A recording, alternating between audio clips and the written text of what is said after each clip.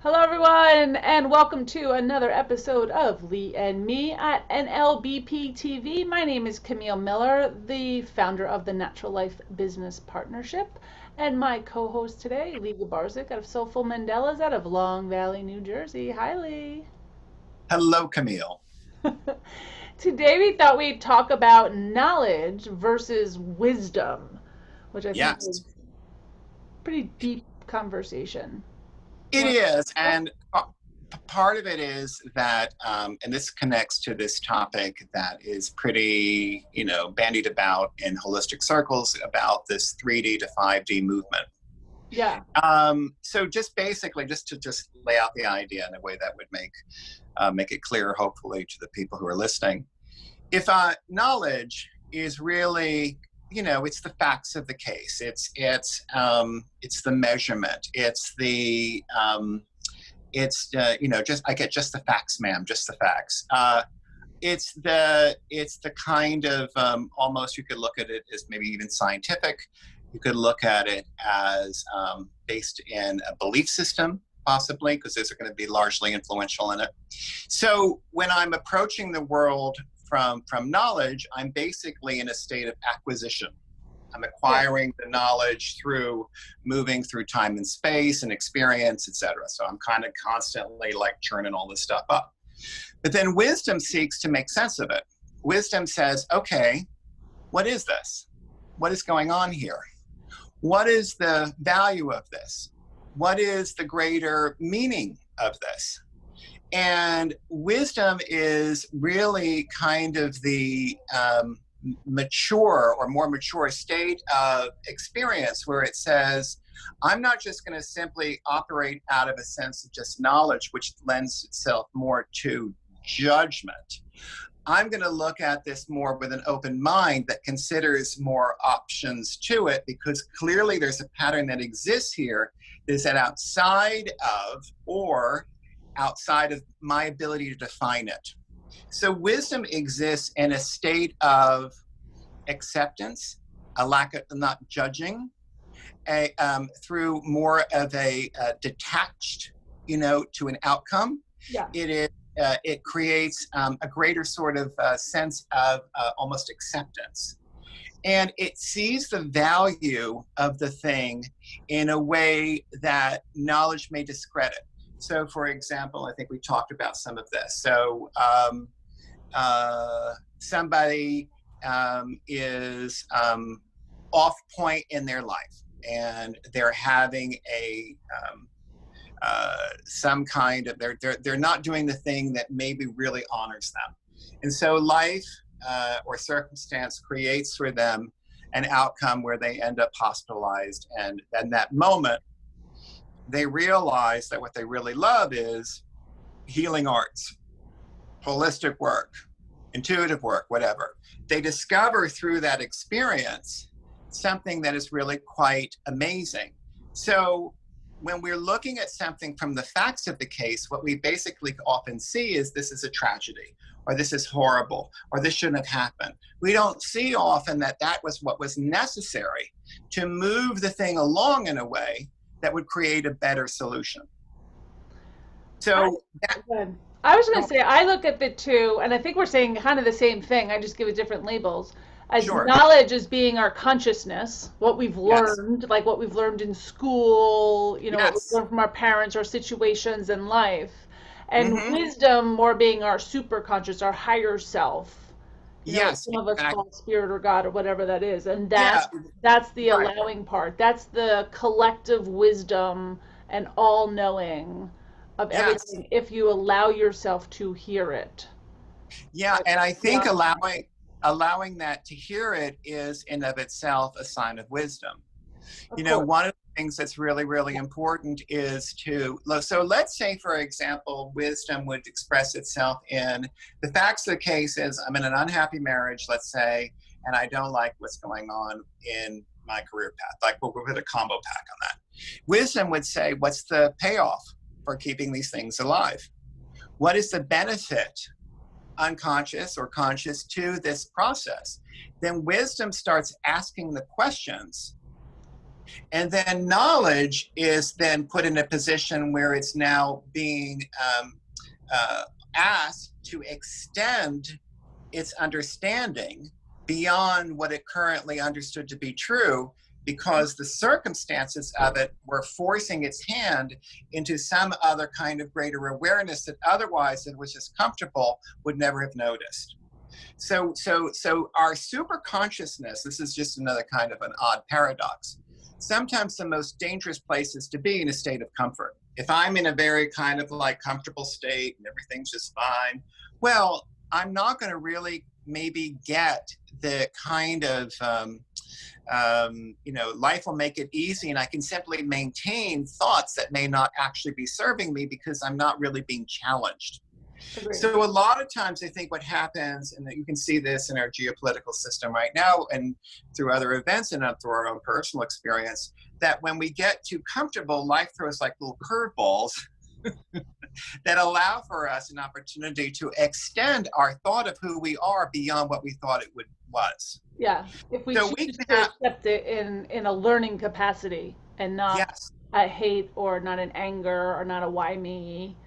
Yes. That's the difference. Yeah. Yeah, because it's knowledge is no longer defending itself. Knowledge, it's going into a state of wisdom where it starts questioning not the necessarily even the facts of it, but the system by which those facts are being chosen. Right. That is a biggie.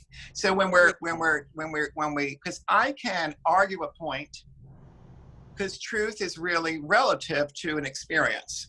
Because a lot of people will say, well, this is the ultimate truth of it. No, that's truth relevant to your experience. Yeah. Everyone creates their own truth. Everybody does. So truth is a relative concept. Yeah, or the meaning. So when we're looking at, we can get into like scientific stuff, but even that is often clouded by different kinds of attachments and beliefs that seek to perpetuate themselves. Then wisdom says, do I like this outcome? Wisdom says, is this making me happy? Wisdom says, is there a greater purpose to what it is that's going on? And am I exploring that? And when I go into that, so this is kind of what people are hinting at when they say 3D to 5D stuff. Not that we're really in 5D, because 5D has lots of things to it that would mean that we can move through time and space with our minds, and we're not there yet. We're not like some super evolved alien being. But in that kind of general idea that if I'm having a thought and I'm very comfortable in my kind of thoughtful bubble of reality, and the universe or my environment or the planet even is kind of challenging me by giving me different information, then I'm at a state where I can either open up and accept that, or I can go into consternation and fight it. And I think that a lot of what's going on is a lot of people are fighting the truth, the evidence that's coming in that hints that maybe there's a different way of looking at it, which may or may not be true for them, but it may suggest a better way of doing it. And they're juggling this, they're trying to work through this, can come up as a very disruptive sort of challenge to their consciousness, where now they're like, well, wait a second, I don't know. I used to believe this about that thing, but now I'm seeing that all these other people feel that way about it. And I never realized that there were things that I was missing. And that brings into question some of the other decisions that I've made. And oh my goodness, yeah, what the hell am I thinking, right? Yeah. So there's this whole kind of, there's a kind of like, this creates a kind of a challenge, because now the person is sorting through the new evidence as it comes in and saying, okay, I get that this is something that I used to believe, but it doesn't work, and it doesn't simply fit in with what it is that I really truly believe about myself, because I never looked at it before, because I never really had to. And now that I do, I'm recognizing that there's more to this than I thought, and there's more to me than I thought, and then that starts opening up the conversation. But that kind of spiritual growth is very messy. It's very challenging. It's rife with all sorts of at times anxiety, because it's like, well, what is real here? But And that, necessary. yes, It's very necessary. yes, yeah. It's part of our, so, when I talk to people about spirituality, one of the things that frequently I'm met with is everybody thinks it's all about, it's just this kumbaya moment, Ooh, yeah, that yeah. it's all, no, it can be very, very Thought- angst-ridden. Yeah, It's thought intense. provoking. Yeah. It's Yeah, very thought provoking. There's a whole other side to it. And I think the wisdom absolutely. side is it. So a lot of times when I'm working with personal clients, I have them do like free writing exercises of what I call like receiving journals, Yes, and just kind of imagining without resistance, like going to a state of non-resistance and just write. And you think differently when you write with your hands. yes, So, and to really just think about all the things that are coming towards them or they're receiving or ideas that they're maybe getting, and then immediately their knowledge, their consciousness is saying, no, I can't do that, or that's not a good opportunity, or, all the resistance to it. yes. But to be kind of curious and open and just write about the openness, the possibility, the things that are flowing their ways, a different way of thinking about things, and not to look at it for 24 hours. Like not Yes, to just keep writing and writing and writing and thinking, just almost like a download. that's brilliant. And Yeah. what it shows to me is that um, um, there's in knowledge, basically what's happened is I've created a destination. Like based on my studies, I've concluded that blah blah blah blah blah blah blah blah blah. Right? And it's this it can be a very finite thing. But wisdom doesn't have, you don't get a degree. You can get a degree in knowledge for what you know about physics or what you know about math or what you know about medicine. Right. But you don't get really degrees in wisdom. You might get a degree in philosophy, but that's Not the knowledge same. too, Yeah. but not quite that. So wisdom is really much more process-based.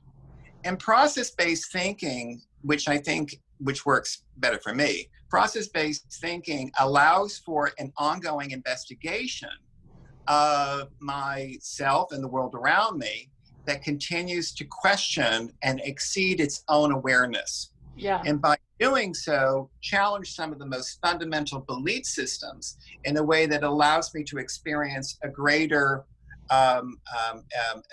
more expanded consciousness or a greater understanding of not just the world, but more importantly, myself. Yeah. Beautiful. I agree. I have nothing more to add. I do. I think it's so hard for people to get to that place. And I've said it before, I'm a recovering control addict, but some of the greatest things I've experienced is just allowing things to be and not trying to force an outcome or a thought. I find Yeah, more in gardening or showering or, just letting it be or taking time away from the thoughts to see what develops. absolutely. I think you get a deeper understanding of life. Brilliant. Yes. All right. Well, thank you for another great show. If Thank you you, love this Camille. show, please share it with your friends and don't forget to subscribe to our channels, either YouTube or if you're listening to this on our Anchor podcast. If you'd like us to discuss a certain topic, you can reach us at thenaturallife.org through our contact us page. Thanks, Lee, for another great show. Thank you, Camille. All right. Bye bye.